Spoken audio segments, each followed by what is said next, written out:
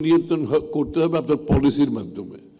Budget পরবর্তী সংবাদ সম্মেলনে অর্থমন্ত্রীর সাথে বিভিন্ন প্রশ্নের জবাব দেন মন্ত্রী প্রতিমন্ত্রী সহ কেন্দ্রীয় ব্যাংকের গভর্নর, এনবিআর চেয়ারম্যান। যেখানে নাগরিকদের জীবনযাপনে সরাসরি প্রভাব পড়ে, বাজেটের এমন বিষয়গুলো উঠে আসে সংবাদকর্মীদের প্রশ্নে। এই আকাশ কুসুম কল্পনা আপনি কিভাবে বাস্তবায়ন করবেন?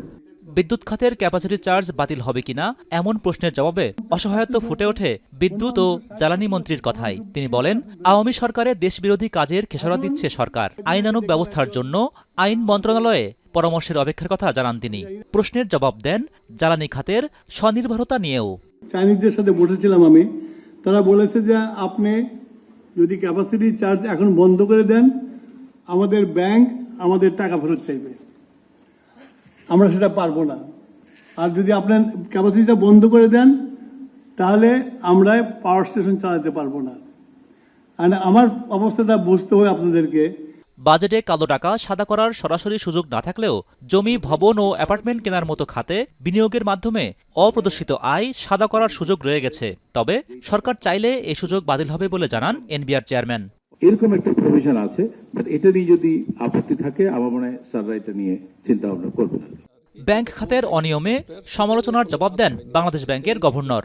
এই খাতের 1/3 অর্থ চুরি হওয়ার পর অস্বাভাবিক অবস্থায় দায়িত্ব নিতে হয়েছে বলে দাবি করে তিনি বলেন, যারা অর্থ পাচার করেছেন তাদের শান্তিতে থাকতে দেবে না কেন্দ্রীয় ব্যাংক।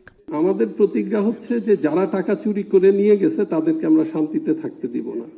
আমরা বিভিন্ন দেশে টাকা ফ্রিজ হচ্ছে, অনেক জায়গায় আমরা একটা না অনেক মাল্টিল্যাটারাল এজেন্সির সাথে আমাদের এগ্রিমেন্ট করছি। আমাদের সাথে 10টা এজেন্সি কাজ করছে যারা স্টোলেন অ্যাসেট রিকভারি করে। ইসলামী ব্যাংকে কেন্দ্রীয় ব্যাংক কোনো হস্তক্ষেপ করছে না বলেও দাবি করে গভর্নর বলেন, আমানতকারীদের কোনো সমস্যায় পড়তে হবে না। ইসলামী ব্যাংকে আমরা এসে একটি বোর্ড পাই, যেই বোর্ডটি অন্তর্বর্তী সরকার কর্তৃক গঠিত। এখানে 5 জনের একটি বোর্ড ছিল। এর মধ্যে একজন সদস্যের ব্যাপারে কিছু অনিয়মের অভিযোগ আসে।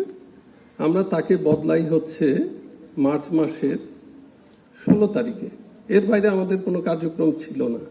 এবং ইসলামী ব্যাংকে আমরা কোনো লোনের জন্য বলি না, কাউকে বদলির জন্য বলি না, কাউর প্রমোশনের জন্য বলি নাই, এই অভিযোগ নাই। কিন্তু সোশ্যাল মিডিয়া গরম যে অবৈধ হস্তক্ষেপ করছে সরকার। সংবাদ সম্মেলনে ঋণ খেলাপের অভিযোগ পুরোপুরি উড়িয়ে দেন গভর্নর। 1 টাকা ঋণ মৌকুফ চাই নাই, ঋণ নেইও নাই, এবং সেই প্রতিষ্ঠানের মধ্যে 100 কোটি টাকার উপরে ব্যাংকে পরিশোধও করে দিচ্ছে। হোসেন জাহিদ, এখন, ঢাকা। সবাইকে ধৈর্য